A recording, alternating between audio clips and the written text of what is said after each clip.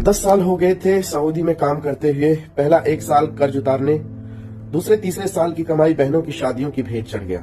चौथे साल कुछ बचत करके आने की सोचा तो अब्बा की तबीयत खराब हो गई, फिर नहीं आ सका और अब्बा गुजर भी गए। बूढ़ी अम्मा घर पर अकेली थी, लेकिन कोई बचत नहीं तो हिम्मत भी नहीं पड़ी कि 5 साल सऊदी में रहने के बाद खाली हाथ घर जाऊं। लेकिन अम्मा की जिद और बहनों ने भी कहा भैया आ जाओ, हमें कुछ नहीं चाहिए, बस आ जाओ। कहा तो हिम्मत बढ़ी, कुछ उधार बाड़ी करके टिकट लेके वापस आ गया कि कोई बड़ी जिम्मेदारी तो नहीं है, अब यही कुछ कर लेंगे। आने के दूसरे दिन बहन से मिलने गया। बहन भी अब बच्चों वाली हो चुकी थी। आते वक्त भांजे के हाथ पर 100 रुपया रख कर वापस हुआ।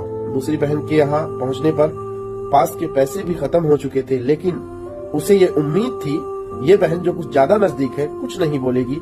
वहां से वापसी होने पर भांजे के हाथ पर कुछ नहीं रख पाया।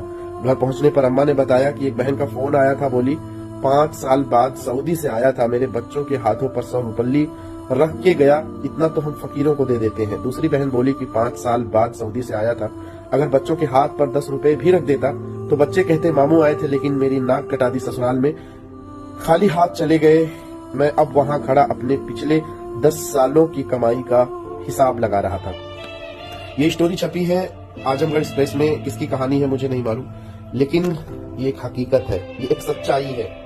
यही हाल हुआ था कश्मीर के एक भाई की। जब उसकी लाश, उसकी डेथ यहाँ पर हुई थी, उसके घर वालों ने लाश लेने से इनकार कर दिया था और कहा था कि जितना पैसा इकट्ठा हुआ है सारा पैसा हमारे अकाउंट में ट्रांसफर कर लो, हमें बॉडी नहीं चाहिए, हमें सिर्फ पैसे से मोहब्बत है। मैं हर किसी के घर के तो नहीं कह सकता, लेकिन हाँ ज्यादातर घरों में यही होता है। जो लोग ये गुमान करते हैं कि मैं कमा रहा हूँ, यहाँ अच्छे से हूँ, इतने साल से कमा रहा हूँ, घर जाऊंगा, साल 2 साल बैठ के खाऊंगा, मुझे कोई कुछ नहीं कहेगा, ये आपका एक वहम है। कभी ऐसा अगर आपके दिमाग में आए तो एक बार जाकर के घर पर बैठ कर देखना, अगर ताने ना पड़ने लगे तो कहना।